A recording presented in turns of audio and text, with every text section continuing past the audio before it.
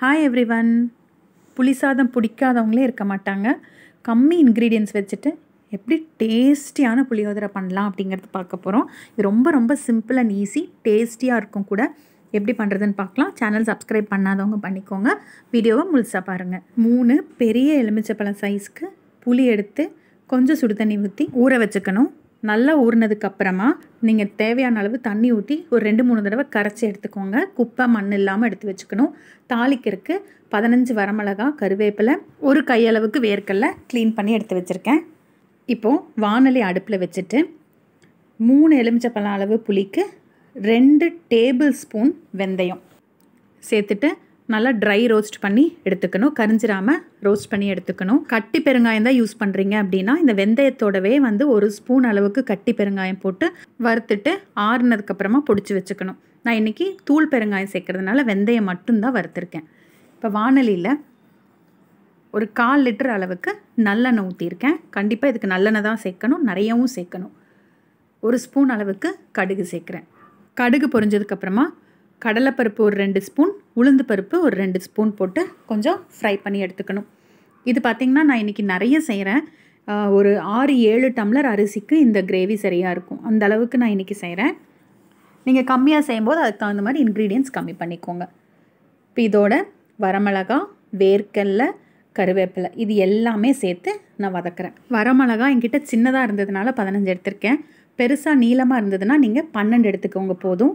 வரமிளகாய் எப்போவுமே விதை இல்லாமல் தான் சேர்க்கணும். எண்ணெயில் நல்லா வதக்கும்போது உங்களுக்கு காரம் நல்ல எண்ணெயில் இறங்கிடும். இப்போ இதெல்லாம் சேர்த்து நல்லா வதக்குனதுக்கப்புறமா நான் கரைச்சி வச்சுருக்க புளி கரைசலை சேர்க்குறேன். புளி நல்லா கரைச்சதுக்கப்புறமா நல்லா கை வச்சு ஒரு 2-3 தடவை வடிகட்டி எடுத்துக்கோங்க. நான் பழைய புளி எடுத்ததுனால கலர் பாருங்கள் கருப்பாக இருக்குது. இதே நீங்கள் புளி புதுசாக எடுத்துருந்தீங்கன்னா ப்ரௌன் கலரில் வந்திருக்கும். பட் பழைய புளி தான் உங்களுக்கு புளி சாதத்துக்கு ரொம்ப நல்லாயிருக்கும். புது புளி சேர்க்கும்போது 4 எலுமிச்சப்பழம் அளவு சேர்க்கணும். பெருங்காயத்தூள் 1 டேபிள் ஸ்பூன் அளவுக்கு நான் சேர்க்குறேன். இதுக்கு கொஞ்சம் அதிகமாக தான் சேர்க்கணும். 1/2 ஸ்பூன் மஞ்சத்தூள், தேவையான அளவு உப்பு பார்த்து சேர்த்துக்கோங்க. நம்ம கடைசியில் சாதம் போட்டு கலந்ததுக்கப்புறம் உப்பு பத்தலைன்னா கூட சேர்த்துக்கலாம். பெருங்காயத்தூள் எண்ணெயிலே கூட நம்ம சேர்த்துக்கலாம். நல்லா ஹை ஃப்ளேமில் கொதிக்கணும். இப்போ கொதித்து நல்லா பாதி ஆயிடுச்சு. இந்த ஸ்டேஜில் நான் வறுத்து பொடிச்சு வச்சுருக்க வெந்தய பொடியை சேர்க்குறேன். இது கொரன்னு தான் அரைச்சி எடுத்துக்கணும். ரொம்ப நைஸாக அரைக்க வேண்டியதில்லை.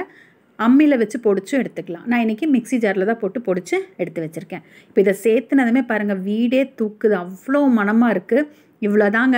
இது இன்னும் கொஞ்சம் நல்லா கொதிக்க வச்சு கெட்டி ஆகும்போது பார்த்திங்கன்னா எண்ணெய் பிரிஞ்சு வரும். எப்போயுமே குழம்புல எண்ணெய் பிரிஞ்சு வரணும் அப்படின்னா அதில் இருக்கிற தண்ணி நல்லா வற்றும் போது தான் எண்ணெய் பிரிஞ்சு வரும்.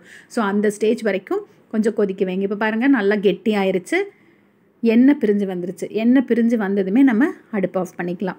இந்த ஸ்டேஜில் ஒரு சின்ன கட்டி வெல்லம் கண்டிப்பாக சேர்க்கணும். அந்த வீடியோ மிஸ் ஆயிடுச்சு. வெல்லம் சேர்த்திங்கன்னா தான் இந்த புளி சாதம் உங்களுக்கு ரொம்ப நல்லாயிருக்கும். அவ்வளோதாங்க, நான் அடுப்பு ஆஃப் பண்ணிக்கிறேன். இது பார்த்திங்கன்னா உங்களுக்கு ஒரு வாரம் வரைக்கும் வெளியிலே வச்சு யூஸ் பண்ணலாம். இந்த கிரேவி ஃப்ரிட்ஜில் வச்சுருந்திங்கன்னா ஒரு 15-20 நாள் வரைக்கும் தாங்கும். பாருங்க, பார்க்கும்போதே புளி சாதம் சாப்பிடணும் போல் இருக்குது. அவ்வளோ மணமாக இருக்குது இந்த கிரேவி. கோவில் புளியோதரை ரெசிபியும் நான் யூடியூப்பில் அப்லோட் பண்ணியிருக்கேன். அந்த லிங்க்கும் நான் டிஸ்கிரிப்ஷனில் கொடுக்குறேன், அதுவும் பாருங்கள். பட் அதில் பார்த்திங்கன்னா இன்னும் கொஞ்சம் நிறைய பொருள் வறுத்து நம்ம சேர்ப்போம். அது ஒரு டேஸ்ட்டாக இருக்கும், இது ஒரு டிஃப்ரெண்ட் டேஸ்ட்டாக இருக்கும். நான் இன்றைக்கி 4 டம்ளர் அரிசியில் சாதம் வடித்து வச்சுருக்கேன். நல்லா ஆற வச்சு எடுத்து வச்சுருக்கேன். இப்போது இந்த சாதத்தில் தான் நான் புளி கரைசலை சேர்க்க போகிறேன். ஒரு அளவாக சேர்த்திக்கோங்க, நிறைய சேர்த்திட வேண்டாம். நிறைய சேர்த்துனா அப்புறம் சாதம் நமக்கு புளி ஜாஸ்தி ஆயிடுச்சுன்னா சாதம் இருந்ததுன்னா நம்ம போட்டு மிக்ஸ் பண்ணிக்கலாம், இல்லைன்னா கஷ்டமாயிரும். அதனால் அளவாக புளி கரைசலை ஊற்றிட்டு நல்லா கிளறிட்டு தேவைப்பட்டுச்சுன்னா மட்டும் இன்னும் கொஞ்சம் ஊற்றி நம்ம கிளறிக்கலாம். இப்போ இது நல்லா ஆறுனதுக்கப்புறமா கிளறதுனால உங்களுக்கு குழஞ்சு போகாது. இதே சூடாக நீங்கள் இந்த கிரேவி ஊற்றி கிளறும்போது உங்களுக்கு சாதம் குழஞ்சிரும். அந்த மாதிரி பண்ணால் புளி சாதம் நல்லாவே இருக்காது டேஸ்ட்டு. இப்போ நான் இந்த கிரேவி சேர்க்கும்போது அந்த எண்ணெயோடு தான் சேர்த்துருக்கேன். ஸோ அந்த எண்ணெயே போதும். இதில் நம்ம திரும்ப எண்ணெய் ஊற்றணும்னு அவசியம் இல்லை. அவ்வளோதாங்க, சூப்பராக கலந்துக்கோங்க. இப்போ நான் ஊற்றின கிரேவியே எனக்கு சரியாக போச்சு. இதுக்கு பார்த்திங்கன்னா ஒரு பருப்பு துவையல் வச்சு சாப்பிட்டா போதும். கடலை பருப்பு நல்லா வறுத்துட்டு அது கூட வரமிளகா, புளி, உப்பு இதெல்லாம் சேர்த்து தேங்காயம் கொஞ்சம் வச்சு அரைச்சிட்டு இதுக்கு தொட்டுக்கிட்டால் அவ்வளோ டேஸ்ட்டாக இருக்கும். இப்போ இதில் பார்த்திங்கன்னா நான் டேஸ்ட் பண்ணி பார்க்கும்போது கொஞ்சம் உப்பு பத்தலை. உப்பு பத்தாத மாதிரி இருந்ததுனால நான் கொஞ்சம் உப்பு இதில் சேர்த்துக்கிட்டேன். சாதத்தோடு கலந்தது போக எனக்கு இந்த அளவுக்கு கிரேவி மிச்சாச்சு. இதை வந்து ஒரு கண்ணாடி பாட்டில் இல்லைனா பிளாஸ்டிக் பாட்டிலில் ஊற்றி ஃப்ரிட்ஜில் வச்சுக்கோங்க. இன்னொரு தடவை ஒரு 3 டம்ளர் இல்லைனா 4 டம்ளர் சாதம் வடித்து மிக்ஸ் பண்ணிக்கலாம். ரொம்ப சிம்பிளாக ரொம்ப டேஸ்டியான புளியோதரை ரெசிபி உங்களுக்கு நான் இன்றைக்கி காமிச்சிருக்கேன். வீட்லேயும் ட்ரை பண்ணுங்கள். வீடியோவை லைக் பண்ணுங்கள், ஷேர் பண்ணுங்கள். தேங்க்யூ.